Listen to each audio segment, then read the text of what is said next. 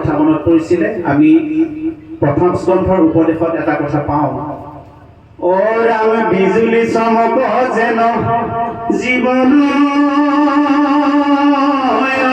থিৰ কৈতকে তীক্ষণে পৰে ইহেন শৰীৰ প্ৰাণবন্ধু কৃষ্ণৰ চৰণে দিয়া চিত কৃষ্ণ গুণ নামইকে পড়লো বিত্ৰ আজি বাপজনাৰ গৃহৰ পৰা ৰাস্তাৰ মাজেৰে আহি থাকোঁতে সমস্তখিনি গাঁৱৰ নাম আমাৰ বাপজনাই দুইজনা বাপে কৈ আহিছে আৰু পথৰ দুয়োকাষে যি সুন্দৰ ধাননি দৰা আমি দেখিছোঁ পকি আছে নলবাৰী জিলাখন ইমান মনোমোহা তাতোতকৈ মনোমোহা আপোনাক হওক সেই পথাৰৰ শস্য ৰাঙলী হৈ আছে সেই শস্য যেতিয়া খেতিয়কে বা বাপজনে কাটি আনি গৃহত থব সেইখিনি বছৰটোলৈকে নহ'বনে বাৰু তাৰ পৰাই আপুনি কি কৰিব পাৰিব কোনোবাখিনি বিক্ৰী কৰি কিবা এটা কামত লগাব পাৰিব বছৰটোত আপোনাক কেইমোন ধান লাগে তাৰ বাবে সেইখিনি ভঁৰালত সঞ্চয় কৰি থ'ব পাৰিব কিন্তু পৰলোকৰ বৃত্তত আমি কি জমা কৰি থওঁ শাস্ত্ৰই কৈ গৈছে যদি এই জন্মত মনুষ্য জন্ম পাই আমি হৰি নাম নললো মনুষ্য হৈয়ে যদি হৰি নভজিলো তেতিয়াহ'লে কি হ'ব বুলি কৈছে অৱশ্যে হৰিবা ভাই তৰুতি নখিলা মনুষ্য জন্ম পাই হৰি নভজিলা অৱশ্যে হৰিবা ভাই তৰুতি নখিলা গতিকে পদবন্ধে কৈ গৈছে আৰু জয় জয়দেও কৈছে জয় জয় কৃষ্ণ যাৰ স্মৰণ মংগল আকৌ ইয়াতো কৈছে নাৰায়ণ স্মৰণেহে পৰম মংগল গতিকে এই কথাখিনি আপোনালোকক কোৱাৰ ধৃষ্টতা নাই নাৰায়ণ শব্দ কৈ কোনে পাইছিলে সেইটো আপোনালোকে জানে গতিকে কৃষ্ণ নামৰ মহিমা কিমান এই কথাটো আপোনালোকে নিশ্চয় গম পাই আছে গতিকে মই পুনৰ কৈ যোৱা কথাখিনিকে ক'ব গৈ আছো শিশুগাল সাৰথি হৰি ভগৱন্ত যুৱকাল সাৰথি ভাজা বৃদ্ধকাল সাৰথি লাখুটি বিছনা মৃত্যুকাল সাৰথি চিতা কৃষ্ণ শিশুকাল সাৰথি হৰি ভগৱন্ত যৌৱনকাল সাৰথি ভাজা বৃদ্ধকাল সাৰথি লাখুটি বিছনা মৃত্যুকাল সাৰথি চিতা এইটো জীৱনৰ পৰিক্ৰমা এই পৰিক্ৰমাটোত আহিবলৈ যদি আমি জীৱ শ্ৰেষ্ঠ হৈ জন্ম ললো জন্ম লৈ অহাৰ বাবে আহিলো ধন টকা পইচা গাড়ী ঘোঁৰা বেংক বেলেঞ্চ বনালো এগৰাকী আই বিবাহ কৰি আনিলো সংসাৰ পাতিলো এইটোৱে জন্ম নেকি সেইটো জীৱন যাপন আমি জীৱন উদযাপন কৰিব লাগিব মোৰ মৃত্যুৰ পাছত যাতে মোক খুঁৱৰি কোনোবা এটা অনুষ্ঠানে মোক খুঁৱৰণ কৰে মই পাহৰি এই ইহ সংসাৰ পৰা পৰলোকলৈ গতি কৰোঁতে কোনোসকলে যাতে মোক স্মৰণ কৰে সেইটো হ'ল জীৱন উদযাপন গতিকে আমি জীৱন উদযাপন কৰিব লাগিব হয় হয় ইয়াতে ক'লে দিনে দিন ভৰিলে ঘন কুটুম্বৰ চিন্তা কৰি নিৰ্দাস্তি আলাপে ৰাতি আয়ু হৰি গতিকে এই কথাখিনি আমাক কি কৈ গৈছে আমি ৰাতিপুৱাতে আইগৰাকীৰ লগত আলোচনা কৰা হয় যে হৰা নিবনুৱা আঁচনি আহিছে অমুক আঁচনি আহিছে এইটোতে এপ্লাইটো কৰা গৈছোন 10,000 আমি শুনা ধনঞ্জয় ধন নহ'লে কাৰ্য নিশিজয় এইটো কথা ভগৱন্তই অৰ্জুনক কোৱাৰ চলে আমাকে কৈ থৈছে আমি জাগতিক আমাৰ সংসাৰখন চলিবলৈ আমাক ধন লাগিবই কিন্তু সেই ধনৰ লগতে আপোনাক কি কৰিব দিছে বাৰু তাতে লাগি থাকিব দিয়া নাই কেৱল ভকতৰ অৰ্থেও সময় উলিয়াব লাগিব আজি এই অনুষ্ঠানলৈ আহিছোঁ আমন্ত্ৰণ কৰাৰ কাৰণে আহিব লগাৰ কাৰণে আহিছোঁ গাব লগাৰ কাৰণে গৈছোঁ খাব লগাৰ কাৰণে খাইছোঁ সেইটো যদি কৰিছোঁ আমাৰ কিন্তু নলবাৰী জিলালৈ অহা কাম নহ'ব আজি আমি জাগিৰোডৰ পৰা হওক যোৰহাটৰ পৰা আপোনালোকৰ মাজলৈ আহোঁতে আমি লগত এটা বেগ আনিছোঁ কিন্তু নলবাৰী জিলাৰ পৰা যেতিয়া আমি নিজৰ জিলালৈ ঘূৰি যাম আমাৰ যাওঁতে দুটা বেগ হ'ব অৰ্থাৎ দুইজনৰে দুটা বেগ 4টা বেগ হ'ব কি বাৰু সেই বেগকেইটা জানেনে আপোনাৰ সবেও যদি আজি ভাগৱতৰ এই অনুষ্ঠানলৈ আহোঁতে কিবা এটা বেগ লৈ আহিছে, যাওঁতে কিন্তু দুটা বেগ লৈ যাব লাগিব। সেই বেগটো যদি উপলব্ধি কৰিব পাৰিছে তেনেহ'লে আপোনাক ধন্য। গতিকে বাপজনাই অলপ আগতে এটা কথা কৈ গৈছে দেই, মই কথাখিনি চুইহে গৈছোঁ, তেখেতে সাৰ গঠন তত্ত্বখিনি প্ৰকাশ কৰিবই, মই বাক্যষাৰ পালন কৰিছোঁ। তেখেতৰ কণ্টিনিউ প্ৰগ্ৰাম হৈ থকাৰ কাৰণে মাথো বিৰাম দিছোঁ 5 মিনিট, আমি সেই সময়খিনিহে আগধৰিছোঁ। অৰ্থাৎ আমাৰ খাদ্য সংস্কৃতি ভগৱন্তই ভাল পোৱা কৰ্মত আমি আগবাঢ়িব লাগিব। এনেকুৱা অনুষ্ঠানত আমাক বহুতে প্ৰশ্ন কৰে, আপোনালোকে যে ৰজগুণ তমগুণ আহাৰ লোৱাত মানা কৰে, ভাগৱতত লিখা আছে নেকি বুলি আমাক প্ৰশ্নও কৰিছে। আমি তেতিয়া এটা কথাই কৈছোঁ, বা ভকতৰ আহাৰ কি সেইটো আপুনি নিজে উপলব্ধি কৰক। আৰু দ্বিতীয় স্কন্ধৰ শেষত ক'বগৈ এটা কথা, অ প্ৰাণীক নিন্দিয়া মোক যিজনে পূজয়, তাত মই তুষ্ট নহওঁ জানিবা নিশ্চয়। এতিয়া বৈকুণ্ঠৰ শাস্ত্ৰ এইটো কৃষ্ণৰ বচন, ইহাৰ তত্ত্বক পাইব কি যেহি সেহি জন। এতিয়া আপুনি ডক্টৰ তালৈ গৈছে, তেওঁ সেই যন্ত্ৰটো লগাই পেলাই ক'লে, কথা এটা কওঁ বেয়া নাপাব, আপোনাক চুগাৰটো ধৰা পৰিছে, আজিৰ পৰা মিঠাটো কমাই দিব। এতিয়া আমি প্ৰথম বাপজনা গৃহলৈ যাওঁতে বাপজনাই চাহ বনোৱাৰ আগতে আমি 4জন বহি আছো নহয়, তেখেতে আহি ক'লে, বাপ সমস্ত কথা এটা সুধো, বেয়া পাব নেকি? কৈছে নেপাওঁ। চেনি সকলোৱে খায়নে? আমি ক'লো 2জনক দিব, 2জনক নিদিব। অৰ্থাৎ আমি খাওঁ বাৰু, আপোনালোকৰ আশীৰ্বাদত একো বস্তুৱে আমি বৰ্জন কৰা নাই, সেইবুলি আকৌ কিটো নাভাবিব দেই। আমি মানে মিঠাই বস্তুটো এৰা নাই, কিন্তু বিজ্ঞানসন্মতভাৱে কিমান বয়সত কি এৰিব লাগে শাস্ত্ৰৰ সিদ্ধান্ত আছে। কিন্তু ডক্টৰে যেতিয়া আপোনাক ক'লে আপোনাক চুগাৰ পাইছে, মিঠাটো কমাই দিব, আপুনি গৃহত আহি ক'লে, সৌৰা চুগাৰটো বোলে ধৰা পৰিছে, আজিৰ পৰা মোক মিঠাটো নিদিবা। বেলেগত ঘৰত গ'লেও আপুনি কিন্তু আগতে ৱাৰ্ণিংটো দিয়ে যে মোক মিঠা নিদিব, বিনা চেনিয়ে চাহকণ দিব। কিন্তু ভগৱন্তই ডাইৰেক্ট কৈছে, প্ৰাণীক নিন্দিয়া মোক যিজনে পূজয়, তাত মই তুষ্ট নহওঁ জানিবা নিশ্চয়। ভগৱন্তৰ কথাটো আকৌ আমি কিয় পালন কৰা নাই? আমি জীৱ শ্ৰেষ্ঠ। গতিকে ভগৱানৰ কথা আমি কিয় মানিম বাৰু? সেইকাৰণে বোলে আমি জীৱ শ্ৰেষ্ঠ। এতিয়া শুনকচোন, আপোনাৰ ঘৰৰ গোহালিত বান্ধি থোৱা গৰুটো এই মাছে মঙহে বনাই পেলাই দানাটো আগুৱাই দিবচোন, তেওঁ ভোকত মৰি যাব, কেতিয়াও নেখায়, হয়নে? আৰু এটা সিংহ বা বাঘ আপুনি গৃহত বান্ধি থৈ তাক সুন্দৰকৈ চাপৰ ভুচি ঘাঁহ আনি পেলাই সুন্দৰকৈ দিয়কচোন, সিংহতে খাবনে বাৰু? কেতিয়াও নেখায়। তেওঁলোকৰ ধৰ্ম কি? মাংস ভুজি মাংস, তৃণ ভুজি তৃণ। তাৰ মাজত এটা পাৰ্থক্য আমাৰ মাজলৈ দি গ'ল, মাংস ভুজি প্ৰাণীয়ে সদায় পানী চেলেকি খায়, আৰু তৃণ ভুজি প্ৰাণীয়ে সদায় পানী পি খায়। এতিয়া আপুনি পানী পি খায় নে চেলেকি খায়, নিজকে ভাবকচোন। আমি যদি পানী পি খাওঁ, আমাৰ খাদ্য বাৰু কি? গতিকে সেই কথাখিনি উপলব্ধি কৰক। তুমি জগ জীৱ, তোমাক পুজিলে পাই আপোনাক যায়, যে মুখ চিত প্ৰতিবিম্ব মুখ দেখল দৰ্পণ চাই। আপুনি কলা হৈছে নে বগা হৈছে, শুকাইছে নে ক্ষীণাইছে, ক'ৰবাত স্পৰ্শ কৰিছে নেকি, তাপোনৰ ওচৰলৈ গ'লে আপুনি গম পায়। ভাগৱতলৈ আহিলে, ভাগৱত শুনিলে আপুনি উপলব্ধি কৰিব পাৰিব, মোৰ জীৱনলৈ দুখ কিয় নামি আহিছে, মোৰ জীৱনলৈ সুখ কিয় নামি আহিছে। গতিকে ভাগৱতেই হৈছে এইটো পৰম আপোনাৰ ভাগৱত শুনিলে উপলব্ধি কৰিব সংযোগ কৰি দিম নিশ্চয়।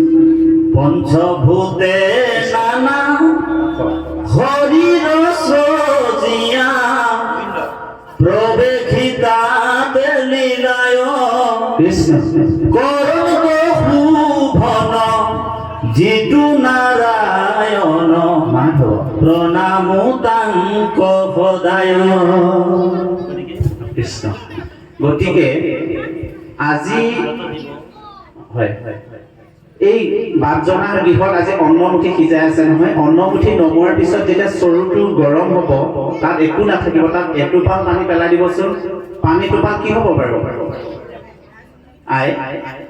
লগতে শুকাই যাব। সেই এটুপ পানী আপুনি পদুমৰ কাঁহী এটাত পেলাই দিয়কচোন, সি কি হ'ব বাৰু?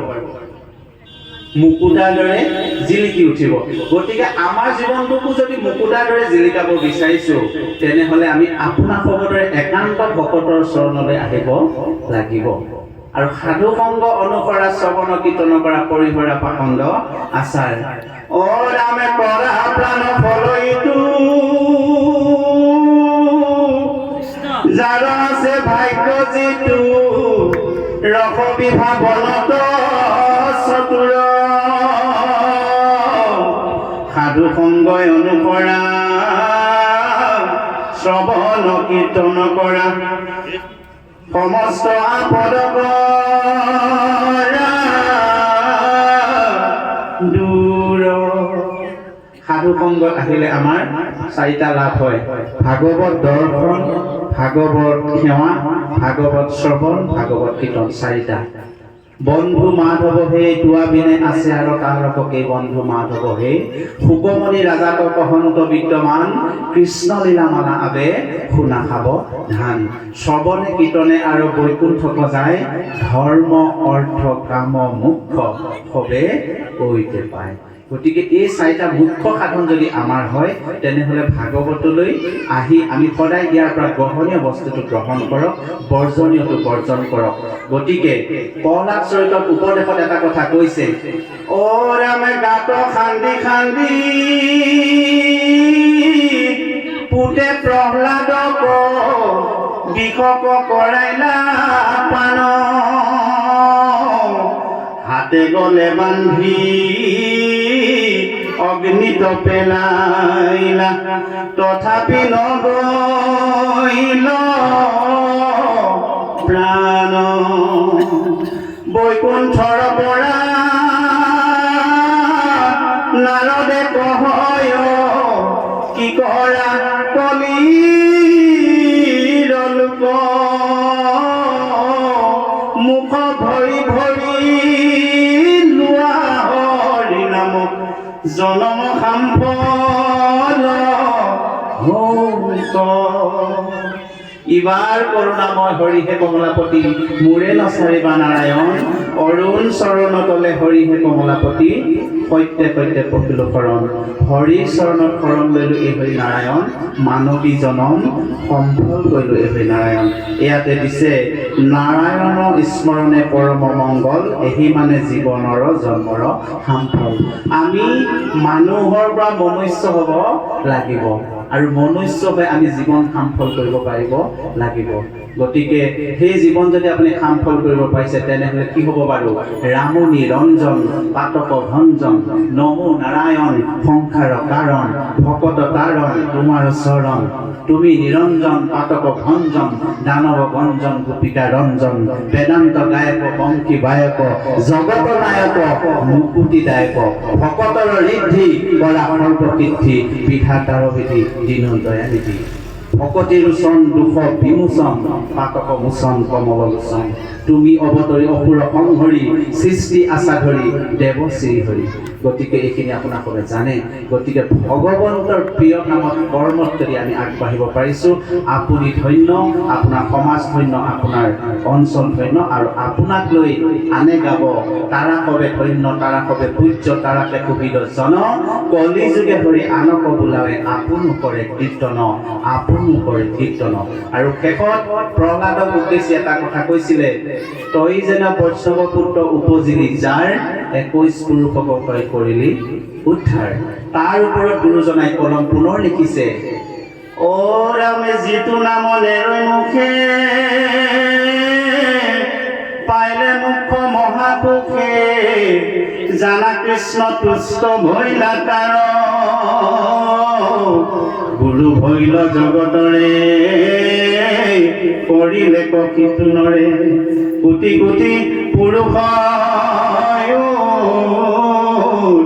ধাৰ। আমি গাব লগাৰ কাৰণে গাই আছো নেকি? নে আমি শুনিব লগাৰ কাৰণে শুনি আছো? আচলতে আপোনাৰ জৰিয়তে যদি কোটি কোটি পুৰুষ উদ্ধাৰ হয়, এয়া যদি বৈকুণ্ঠৰ কল্পতৰ মহাভাগৱত শাস্ত্ৰৰ শ্ৰীকৃষ্ণ প্ৰভু ভগৱন্তৰ মুখৰ বাণী হয়, তাক আমি কিয় পালন কৰিব পৰা নাই? এইটোৱে কিন্তু ডাঙৰ কথা বাপসকল। জীৱনটো ধৰিছো কেৱল মানুহৰ ৰূপটো লৈ পেলাই পৃথিৱীলৈ আহিলে নহ'ব, আমি মানুহৰ কৰ্ম কৰি যাব লাগিব। এই কথাখিনি আজি গুৰুসকল আছে, বাপসকল আছে, এই কথাখিনি কোৱাৰ ধৃষ্টতা আমাৰ নাথাকে। কিন্তু তমেব মাতাস্য পিতা তমেব সৰ্বম মম দেৱ দেৱা, এই কথাখিনি মই কোনটো ক'ব গৈছে জানেনে? তমেব মাতাস্য পিতা তমেব বন্ধু সসখা তমেব বিদ্যা দ্ৰবিড়ম তমেব সৰ্বম মম দেৱ দেৱা, তমেব সৰ্বম মম দেৱ। হে প্ৰভু, তুমিহে কেৱল সত্য, মিছা হবে আন, তুমিয়ে সত্য প্ৰভু, তোমাৰ বাহিৰে আৰু কোনো নাই। সেই মুঠিটো যদি আপুনি ধৰি ল'ব পাৰিছে, তেনেহ'লে আপোনাক আৰু কোনেও ধৰি ৰাখিব নোৱাৰে। এজন গ্ৰাহকে এজন দোকানীৰ ওচৰলৈ গৈ পেলাই বহু সময় ৰৈ আছে। তেখেতৰ পিছত 10জন মান গ্ৰাহকে দোকানৰ পৰা বস্তু লৈ উভতি গ'ল, তথাপিও তেওঁ দোকানৰ বস্তু খোজা নাই। তেতিয়া দোকানীজনে ক'লে, হেৰি আপুনি অথনিয়ে মোৰ দোকানলৈ আহিছে, অথচ কি লাগে কোৱা নাই। তেতিয়া তেওঁ কৈছে, জীৱনত মানুহ জন্মৰ ৰূপটো লৈ পেলাই আহিছো, কিন্তু কেতিয়াও কাৰো সৈতে মই একো এটা উপকাৰ কৰিব পৰা নাই। 1 নম্বৰতে উপকাৰটো কৰিছো যে মোৰ পিছত অহা এই গ্ৰাহককেইজনক মই অলপ আগুৱাই দিছো, আৰু শেষত মই তোমাৰ দোকানৰ পৰা এটা বস্তু কিনিম বুলি ভাবিছো, এতিয়া বস্তুটো তুমি মোক দিয়া নে নিদিয়া? দোকানীজনে আচৰিত হ'ল, কৈছে মই দোকানখন আপোনালোকৰ কাৰণে নলবাৰী চাৰিআলিত দিছো, গতিকে আপুনি বিনিময়টো দিয়ক আৰু বস্তুটো লৈ যাওক। গ্ৰাহকজনে ক'লে, মোৰ তোমাৰ ওপৰত সন্দেহ আছে। কৈছে কিয় ক'লে তেনে? কৈছে যদি তুমি মোৰ আগত প্ৰমিছ কৰা, মোক যদি কথা দিয়া, তেনেহ'লে মই তোমাৰ দোকানৰ পৰা কি বস্তু কিনিব বিচাৰিছো তোমাক মই ক'ম আৰু বিনিময়ো দিম, আৰু তেতিয়া তুমি বস্তুটো দিব লাগিব। দোকানীজন আচৰিত হৈ গ'ল। দোকানীজনে তেখেতক ক'লে যে মই আপোনাৰ চৰণত ধৰি বাক্য দিছো, আপুনি যিটো বস্তু বিচাৰে মই তাকেই দিম, যদি মোক মূল্যটো দিয়ে। তেতিয়া গ্ৰাহকজনে ক'লে যে মই তোমাক কিনিব বিচাৰিছো। কি হ'ব বাৰু তেওঁ কিনিলে? দোকানীজনক কিনিলে কি হ'ব বাৰু কওকচোন? দোকানখন তেখেতৰ হৈ যাব, তেতিয়াতো বস্তুবোৰ কিনিবলৈ নালাগে। অ গোবিন্দ গোবিন্দ গোবিন্দ গোবিন্দ গোবিন্দ ৰাম মুৰাৰী,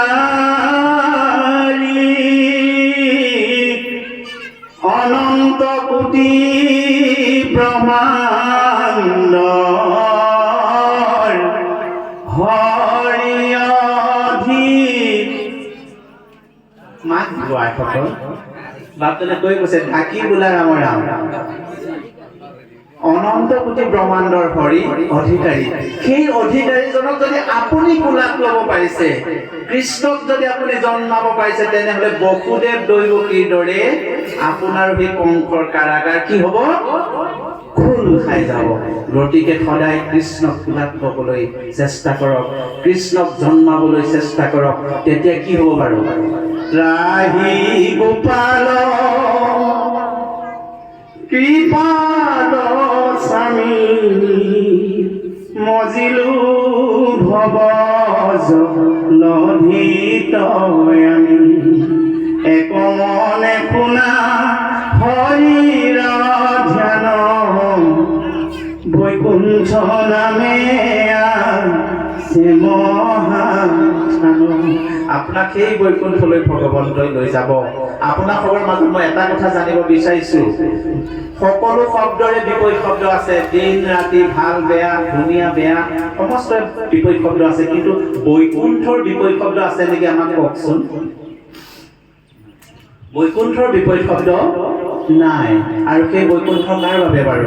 আপোনাৰ খবৰ দৰে একান্ত ভকতৰ কাৰণে। বৈকুণ্ঠ যাবলৈ যাৰ ইচ্ছা আছে, নামৰে নৌকাতে উঠা শ্ৰী গুৰু শংকৰ, কৰুণা সাগৰ নামৰ পাতি আগে ভৈলা বিষ্ণু কৃষ্ণ, পাছে ভৈলা ব্ৰহ্মা দুজনে নগাৰ কান্দাৰী মাজতে বসিয়া শ্ৰীগুৰু শংকৰে লগাইলা নামৰে শাৰী হৰি শ্ৰীগুৰু শংকৰ কৰুণা সাগৰ নামৰ পাতি মেলা গতিকে সেই নৌকাখনত আমি উঠিব লাগিব আইসকল আপোনাৰ সবে নাভাবিব যে বাপ দুজনে পাঠ ভিত্তিক অলপ পত্ৰবন্ধে গাই পিছত বহু কাহিনী কয় কিন্তু আজিকালিৰ অসমতে নহওক গোটেই বিশ্বত ভাগৱত বৈপ্লৱিক গতিয়ে আগতে দল সংগঠনে যিমান প্ৰতিবাদ কৰি আছিলে ভাগৱত ঠিক তেনেদৰে সমস্ত অসমৰ চুকে কোণে চলিবলৈ ধৰিছে কিন্তু এটা কথাই মনত ৰাখিব আমি ভাগৱত গোটেই পাঠ উল্টিয়াবলৈ নালাগে আপোনালোকে মুকুন্দ চেনেলটো ছাবস্ক্ৰাইব কৰিলে পাব আমি বন্ধাকবিৰ এটা কাহিনী কৈছোঁ তাত গতিকে মুকুন্দ চেনেল মুকুন্দ MUKUNDO যদি এই আজিৰ যিটো ভিডিঅ' ছ'চিয়েল মিডিয়াত হৈছে হয়তো এই ভিডিঅ'টো যদি অলপ ভাল হৈছে তেতিয়া আমি আপোনালোকক অহা 3 দিনৰ পিছতে আপোনালোক ভিডিঅ'টো চাব পাৰিব গতিকে মুকুন্দ নামটো চেনেলটোৰ সেই বন্ধুজনে মই চৰ্টত কৈছোঁ দেই ক্ষমা কৰিব কৃষ্ণ বন্ধাকবি জীৱনত নেদেখা বন্ধুৱে বন্ধুৰ ঘৰত বন্ধাকবি খাবলৈ পাই তেওঁ ৰাতি সুধি দিলে খুৰা যোৱাকালি তোমাৰ গৃহত যে আছিলোঁ আইগৰাকীয়ে কিহৰ চব্জি বনাইছিলে সেই তুমিও আৰু সেই বন্ধাকবিৰ ভাজি আমি নলবাৰী সেই অমুকখন পথাৰতে কৰিছোঁ বোলে কালিলৈ চাওঁতে দুটামান দি কথা মই চৰ্টত কৈছোঁ পিছদিনাখন ৰাতিপুৱা গা পা ধুই উঠি গৰু খাই কৰি দুইজনে পুনৰ আহাৰ লৈ গৃহলৈ যাব ওলাই বন্ধুজনে 4টা বন্ধাকবি দি পঠালে তেওঁ সিদিনা গধূলি গৈ নলবাৰীৰ পৰা গৈ গধূলি পালেগৈ গধূলি গৈ তেওঁ আইগৰাকীক কৈছে হৌৰা মই গা ধুই গৰু খাই কৰি লওঁ অন্নমুঠি তুমিয়ে বনাবা কিন্তু শাক চব্জি মই কাটি দিম আইগৰাকীয়ে ভাবিলে এইজনচোন বেলেগ পৰিৱৰ্তন যোৱাকালি নলবাৰীলৈ গৈ এৰাতি থাকি এনেকুৱা পৰিৱৰ্তন হ'লনে তাৰপিছত কৈছে আপোনাৰ তৎক্ষণাতে যে পৰিৱৰ্তন হ'ল কি হ'ল এদিনো আপুনি পানী গিলাচো লৈ নাখায় আজি আকৌ আপুনি বন্ধাকবি বা শাক চব্জি কাটি দিব ওলাইছিলে কৈছে ডাঙৰ কথা মই যোৱাকালি বন্ধুৰ ঘৰত গৈ যি সোৱাদৰ মই তৃপ্তিৰ এসাঁজ খালোঁ নহয় আজি বন্ধুজনে তাই 4টা বন্ধাকবি দি পঠাইছে সেই বন্ধাকবি আজি মই কাটিম সেই বুলি কৈ বাপজনে গুৰুৰ গৃহৰ পৰা আহি চাহ পানী খাই বন্ধাকবি কাটিব ধৰিলে বন্ধাকবি কাটিবলৈ তেওঁ মোনাৰ পৰা উলিয়াই ধুই পখালি ডলা এখনত লৈ বন্ধাকবি পাত খুলি আছে খুলি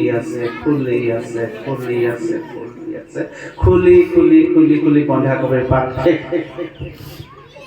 বন্ধাকবিৰ পাত যেতিয়া শেষ হ'ল তেওঁ কি ক'লে জানেনে এইজন মোৰ বিশ্বাসঘাতকতা বন্ধু ইমান বাল্যকালৰ পৰা তেওঁৰ লগত মোৰ সম্পৰ্ক আছিলে কিন্তু আজিৰ পৰা মই তেওঁক আৰু বন্ধুৰ লিষ্টত নথওঁ তেওঁ মোক অহাৰ সময়ত 4টা বন্ধাকবি দিম বুলি ক'লে কিন্তু তেওঁ মোক গোটেইবোৰ পাতকে দি পঠালে তাত দেখোন এটাও বন্ধাকবি নাই গতিকে ভাগৱত প্ৰথম স্কন্ধৰ পৰা দ্বাদশ স্কন্ধ পাঠ উলিয়াই যি শেষ কৰি হৃদয়ঙ্গম কৰি গোটেই মহাভাগৱত হৈ যদি মই আছোঁ যদি ভাগৱতে কোৱা কথাটো মই পালন কৰা নাই তেনেহ'লে বন্ধাকবিৰ পাত পেলোৱাৰ দৰেও মোৰ কথা হ'ব সেইটো নলবাৰী ৰাইজৰ অৰ্থে কোৱা নাই আমাৰ নিজক লৈহে কৈছোঁ আমি প্ৰথম স্কন্ধ বা গোটেই দ্বাদশ স্কন্ধ হৃদয়তে ভাগৱতখন আছে কিন্তু ইয়াত ক'ব লগাৰ কাৰণে কৈছোঁ চাৰিআলি পাৰ হোৱাৰ পিছতে মই ইয়াৰ উল্টা দিশৰ কামটো কৰিছোঁ যদি মোৰ ইয়াত কোৱাৰো অৰ্থ নাই শুনাৰো অৰ্থ নাই বন্ধাকবিৰ পাত পেলোৱাৰ দৰেই হ'ব গতিকে এইখিনি কথাকে আপোনালোকৰ মাজলৈ আগবঢ়ালোঁ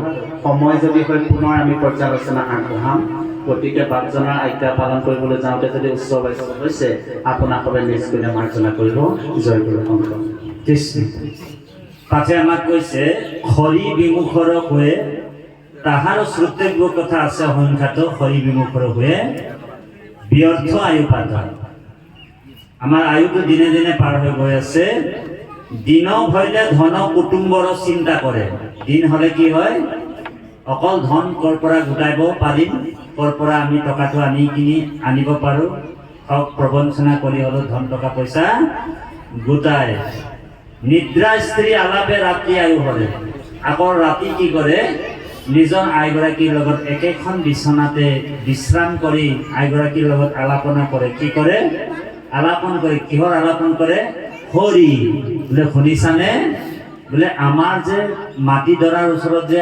তেখেতৰ যে মাটিডৰাটো আছিলে বাহনীটোৰ ওচৰত পথাৰটোত বোলে ধান বোলে ইমান ধুনীয়া হয়, কেনেবাকে যদি সেই ডৰাটো আমাৰ হৈ গ'লহেঁতেন, এনেকুৱা কৰি চলে গ'লে হ'লেও সেই ডৰাটো নিবলৈ মাটিডৰা নিবলৈ চেষ্টা কৰি থাকে। অকল দিনত ধন কুটুমৰ চিন্তা কৰা, ৰাত্ৰি আইগৰাকীৰ লগত ক'ত আৰু কেনেকে পইচা পাম, ধন টকা পইচা পাম, সম্পত্তি পাম, এইবিলাকৰ ওপৰতে তেওঁৰ দিনে নিশাই তেওঁ চিন্তা কৰি থাকে। সেইকাৰণে এই ভাগৱতে কৈছে নিদ্ৰা স্ত্ৰী আলাপে ৰাত্ৰি আয়ু হৰে, জীৱনটো মাত্ৰ 100 বছৰ, তাৰে আধা বছৰ 50 years অকল তেওঁ অকল শুই পাৰ কৰে বুলি কৈছে। আৰু দিনটোত তেওঁ কি কৰে, অকল ধন টকা পইচা কুটুম্ব পোষোতে পাৰ হৈ গুচি গ'ল, হয়নে বাৰু? তাৰপিছত কৈছে নিচা বিষয়ক মাত্ৰ কৰৈ অভিলাষ, সিহেতু নেদেখৈ নৰে আপোনাৰ বিনা। গতিকে আমাৰ গুৰুজনাই কৈছে যে ভৱতৰিবাৰ যোগ্য মনুষ্য শৰীৰ বিষয় বাতাখা পায়া কৰিলা অস্থিৰ। কৃষ্ণ ভৱতৰিবাৰ যোগ্য মনুষ্য শৰীৰ, এই মানুহৰ শৰীৰটোৰ আমি ভকতি কৰিব পাৰোঁ। আমি পশু শৰীৰত পশুবিলাকে ভকতি কৰিব পাৰে নেকি বাৰু? নোৱাৰে। সেইকাৰণে 4টা বস্তু পশু আৰু আমাৰ মাজত পাৰ্থক্য নাই। কি কি? আহাৰ নিদ্ৰা ভয় মন্থুনাঞ্চ সামান্য মেতো পশুভি নাৰাহণাম। আহাৰ নিদ্ৰা ভয় মন্থুনাঞ্চ সামান্য মেতো পশুভি নাৰাহণাম। ইকুৱেল সমান সমান। কি কি? পশু আৰু মানুহৰ মাজত পাৰ্থক্য নাই। 4টা বস্তু। কি কি? আহাৰ বোলে, আহাৰ বোলে পশুও খায় আমিও খাওঁ। গৰুটো ঘাঁহ খায়, আমি যেনিবা বৰপ্ৰসাদ চাউল প্ৰসাদ খাওঁ, অলপ দিন পিছত খাম, নহয় জানো? পাৰ্থক্য কিবা আছে? আমি যেনিবা ভাত খাইছোঁ, চাউল মুঠি খাইছোঁ, হয় নহয়? গৰুটো কি খাইছে? ঘাঁহ খাইছে। কিবা পাৰ্থক্য আছে? পাৰ্থক্য নাই। আহাৰ নিদ্ৰা বোলে পশুও শুইছে আৰু আমিও শুইছোঁ। গৰুও যেনিবা গোহালিত শুইছে আৰু আপুনি মই ক'ত শুইছোঁ? পালেঙত বিচনাত দমলকত শুইছোঁ, হয় নে? কিবা পাৰ্থক্য আছে? তেওঁতো শুইছে, আমিও শুইছোঁ, একো পাৰ্থক্য নাই। আহাৰ নিদ্ৰা। ভয় বোলে তেওঁলোকৰো আছে, তেওঁলোকক বাঘে খাব, সিংহ খাব, শিয়ালে খাব, ভয় আছে, আমাৰো ভয় আছে। আমাৰ যদি ভয় নাথাকিলেহেঁতেন আপুনি দৰ্জাটো 5 কেজি ওজনৰ তলা বন্ধ নকৰিলেহেঁতেন, বৈষ্ণৱকৰ নিচিনা, হয় নে? 3টামান গেটে লগাইছিলে চোৰ সোমাব বুলি। ইমান ডাঙৰ 5 কেজি ওজনৰ তলা বন্ধা আছে, হয় নে বাৰু?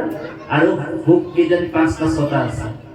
ভয় তেওঁলোকৰো আছে, আমাৰো ভয় আছে। আহাৰ নিদ্ৰা ভয়, এই 3টা বস্তু পশু আৰু মানুহৰ মাজত পাৰ্থক্য নাই। আছে নেকি? আহাৰ নিদ্ৰা ভয় মন্থুনাঞ্চ মানে হৈছে পৰিয়াল বঢ়োৱাৰ যিটো পৰিকল্পনা। গৰুটোৰো যেনিবা গৰু পোৱালি আছে আৰু আমাৰো আছে মানুহ পোৱালি, আছে নে? আমাৰ যেনিবা মানুহৰ পোৱালি, হয় নে বাৰু? আৰু গৰুটোৰ কি? গৰু পোৱালি। কিবা পাৰ্থক্য আছে? 4টা বস্তু। আহাৰ নিদ্ৰা ভয় মন্থুনাঞ্চ সামান্য মেতো পশুভি নাৰাহণাম। সমান ইকুৱেল। ধৰ্মহি তেষাম অধিক বিশেষ্য ধৰ্মহীনা পশুভি সমানা। যাৰ ধৰ্ম নাই, যিজন ভগৱানৰ ভক্তি কৰা নাই, যাৰ ধৰ্ম নাই, সেইজন পশুৰ নিচিনা। সেইকাৰণে যাৰ ঘৰত হৰিৰ নাম হয়, কৃষ্ণ কীৰ্তন হয়, গুৰু সেৱা হয়, সেই ঘৰটো লাগিলে জুপুৰি ঘৰ হ'ব, লাগিলে অট্টালিকা হ'ব, সেই ঘৰটোক সত্ৰ বুলি কোৱা হৈছে। যাৰ ঘৰত ঈশ্বৰৰ নাম গুণ হয়, গুৰু সেৱা হয়, ভগৱানৰ প্ৰাৰ্থনা হয়, সেই ঘৰটো লাগিলে অট্টালিকা হওক, লাগিলে জুপুৰি ঘৰ হওক, সেইটো সত্ৰ বুলি কৈছে। সত্ৰ বেলেগ নাই, আমাৰ মাজুলীত সত্ৰ বুলি নক'ব। বোলে সত্ৰ নিজৰ ঘৰখনকে সত্ৰ কৰি ল'ব পাৰি, নহয়? তাৰপিছত কৈছে যাৰ ঘৰত বোলে ঈশ্বৰ সেৱা নহয়, গুৰু সেৱা নহয়, প্ৰাৰ্থনা নহয়, ভকত সেৱা নহয়, মানে বাৰু সেই ঘৰখনক কি বুলি কৈছে? সৰ্পৰ আলয়। সৰ্পৰ আলয় মানে আলয় যেনেকে চিকিৎসালয়, মানে বাৰু চিকিৎসালয়, আলয় মানে ঘৰ, মানে বাৰু যেনেকে শৌচালয়, মানে বাৰু বিদ্যালয়, হয়নে বাৰু? যেনেকে আমাৰ সংসাৰখনক কি কয়, এই সংসাৰখনক দুখালয় বুলি কয়। এই সংসাৰখন কি হয়? দুখালয়। আপুনি নাভাবিব বোলে আপুনি মই সুখেৰে আছে। কৃষ্ণ আপুনি মই ভাবি আছো বোলে মই বহুত সুখেৰে আছে, টকা পইচা আছে, ভাল চাকৰি আছে, সুখেৰে আছে। বোলে জীৱনত কোনো সুখী হ'ব নোৱাৰে। আপুনি পৃথিৱীৰ বিশ্বৰ একমাত্ৰ ধনী মানুহ বিল গ্ৰেটক সুধিব, তেওঁ সুখত আছে নেকি?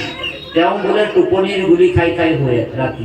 হৰি বিল গ্ৰেটো টোপনিৰ গুলি খাই খাই শুইছে। প্ৰধানমন্ত্ৰী মোদীক সুধিব, আপুনি আমাৰ বাপক কৈছে, प्रधानमंत्री मोदी को खुद তেওঁ बोले नींद की गोली खा खा के वो सोता है सो रहा है হয়নে বাৰু? ভোকত কোন থাকে জানেনে? সেইকাৰণে ভাগৱত যিজনে ভক্তি কৰিছে আত্যান্তিক সুখ কাক বুলি কৈছে নৱম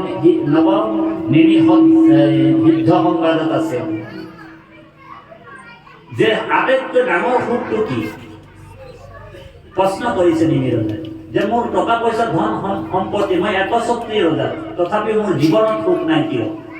আৰু আপোনালোকৰো আমাৰো আছে, ধন আছে, টকা আছে, ঐশ্বৰ্য আছে, বিভূতি আছে, কিন্তু জীৱনত আমি আত্যন্তিক সুখ